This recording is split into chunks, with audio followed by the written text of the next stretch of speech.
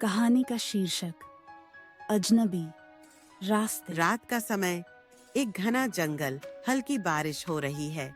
दो अजनबी, विवेक और समीर, जंगल के बीच में फंसे हुए हैं। दोनों के पास एक बैग है और उनके चेहरों पर घबराहट साफ झलक रही है। विवेक तेज आवाज में, हम कहाँ फंस गए समीर? ये रास्ता हमें कहीं भी नहीं ले जा रहा है। समीर धीमे स्वर में, शांत रहो। अगर हम डर गए तो सब कुछ खत्म हो जाएगा।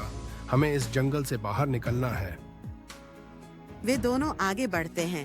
बारिश तेज होती जा रही है। पेड़ों की छाया के नीचे से एक झपकी सी आती है। अचानक से एक चीख सुनाई देती है। विवेक घबराकर, तुमने ये सुना? समीर नर्वस होकर, हाँ, लेकिन हमें ध्यान नहीं देना चाहिए। हो सकता है ये हमारी कल्पना हो।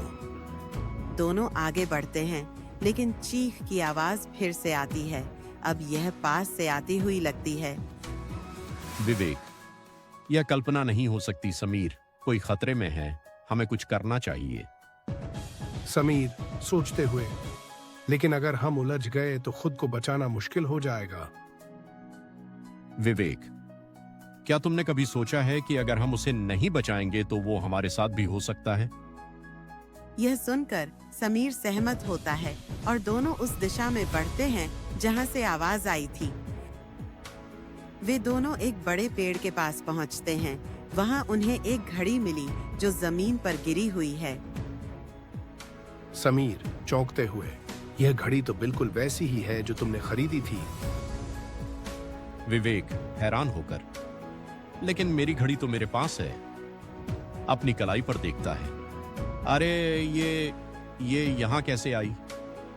वे और भी उलझन में पड़ जाते हैं। तभी एक और चीख सुनाई देती है, लेकिन इस बार चीख के साथ किसी के कदमों की हलचल भी सुनाई देती है। समीर चलो, हमें जल्दी यहाँ से निकलना चाहिए।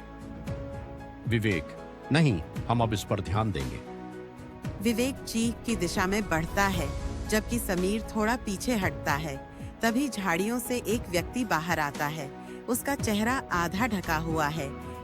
विवेक सावधानी से, तुम कौन हो? अजनबी धीरे धीरे सामने आता है। तुम्हें यहाँ नहीं होना चाहिए। यह जगह तुम्हारे लिए नहीं है। समीर पीछे से, क्यों नहीं, हम यहाँ किसी की मदद करने आए हैं। अजनबी हंसते हुए, मदद?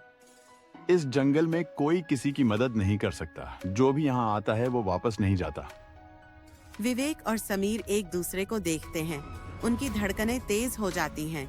अचानक से अजनबी पीछे मुड़ता है और अंधेरे में गायब हो जाता है।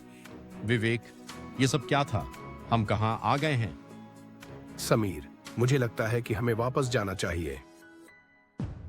दोनों वापस मुड़ने लगते हैं, लेकिन जैसे ही वे कुछ कदम चलते हैं, उनका बैग गायब हो जाता है।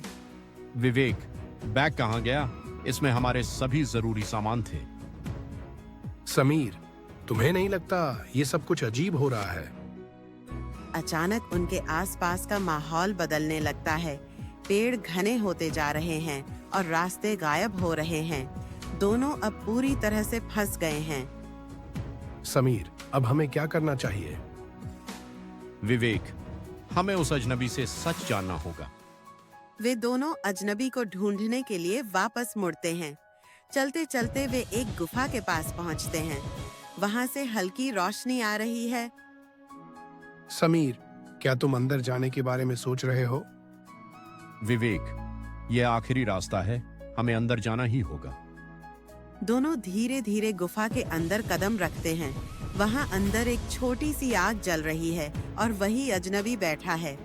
अजनबी उन्हें देखते हुए, तुम लोग वापस क्यों आए?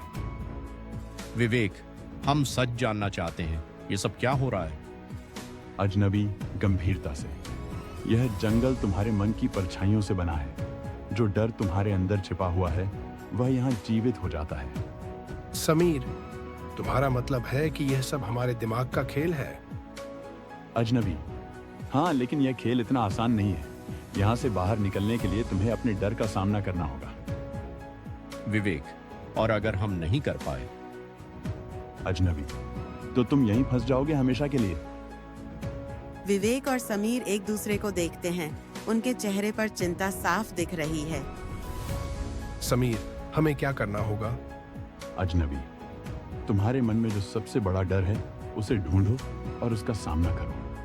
अचानक से गुफा की दीवारों पर उनके डर की परछाइयां उभरने लगती हैं। समीर के सामने उसकी बचपन की एक घटना दिखने लगती है, जब वह अकेला था और उसे अंधेरे से बहुत डर लगता था। विवेक, समीर, तुम्हें अपने डर का सामना करना होगा। समीर धीरे धीरे उस परछाई की ओर बढ़ता है।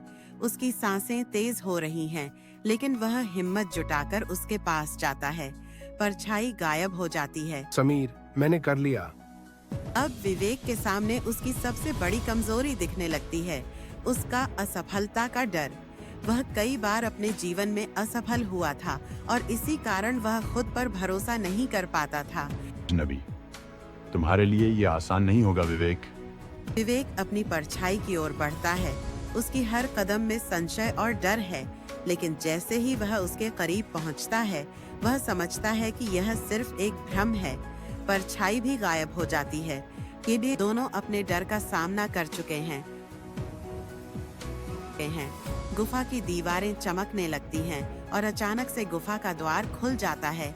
अजनबी, अब तुम लोग जा सकते हो, लेकिन याद रखना, जो तुमने आज सीखा है उसे कभी मत भूलना। विवेक, यह जंगल तो सिर्फ एक प्रतीक था, है ना?